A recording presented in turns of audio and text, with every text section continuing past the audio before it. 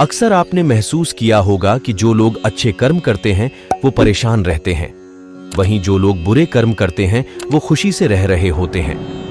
अच्छे कर्म करने वाले परेशान होते हैं ये सोचकर कि आखिर उन्हें इतनी परीक्षा क्यों देनी पड़ रही है, जबकि जो अधर्म की राह में हैं वो खुश हैं और जीवन का आनंद उठा रहे हैं। अगर आपके मन में भी ये सवाल आया है तो आज हम आपको इसका जवाब इस वीडियो में देने वाले हैं, तो वीडियो को अंत तक जरूर देखें। भगवत गीता में वर्णित कथा के अनुसार जब भी अर्जुन के मन में कोई दुविधा होती थी तो वो श्री कृष्ण के पास पहुंच जाते थे। एक बार की बात है, अर्जुन भगवान श्री कृष्ण के समीप आकर कहा कि वो दुविधा में हैं और इसका जवाब वो श्री कृष्ण से चाहते हैं। श्री कृष्ण ने पूछा कि क्या सवाल है। अर्जुन ने कहा, मुझे ये जानना है कि अच्छे लोगों के साथ हमेशा बुरा ही क्यों होता है, वहीं बुरे लोग खुशहाल दिखते हैं। अर्जुन के मुंह से ऐसी बातें सुनकर श्री कृष्ण मुस्कुराए और कहा, मनुष्य जैसा सोचता है और महसूस करता है वैसा कुछ नहीं होता है, बल्कि अज्ञानता की वजह से वो सच्चाई नहीं समझ पाता है। अर्जुन उनकी ये बात समझ नहीं पाए। इसके बाद श्री कृष्ण ने अर्जुन से कहा, पार्थ, मैं तुम्हें एक कथा सुनाता हूं, उसे सुनकर तुम समझ जाओगे कि हर प्राणी को उसके कर्म के हिसाब से ही फल मिलता है। प्रकृति हर किसी को अपनी राह चुनने का मौका देती है। अब वो मनुष्य की इच्छा पर निर्भर करता है कि उसे धर्म की राह चुननी है या अधर्म की।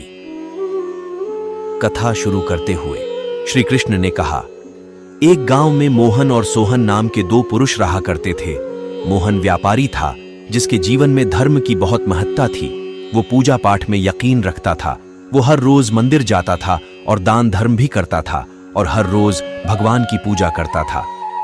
वही सोहन बिल्कुल विपरीत था। वो हर रोज मंदिर तो जाता था लेकिन पूजा करने नहीं, बल्कि मंदिर के बाहर से जूते चप्पल चुराने।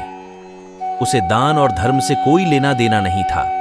समय बीतता गया और एक दिन बहुत जोर की बारिश हो रही थी। इस वजह से मंदिर में पुजारी के अलावा कोई नहीं था। ये बात जब सोहन को पता चली तो उसने कहा कि ये सही मौका है मंदिर का धन चुराने का। पंडित से नजर बचाकर उसने मंदिर का सारा धन चुरा लिया। उसी समय धर्म कर्म में विश्वास रखने वाला मोहन भी मंदिर पहुंचा।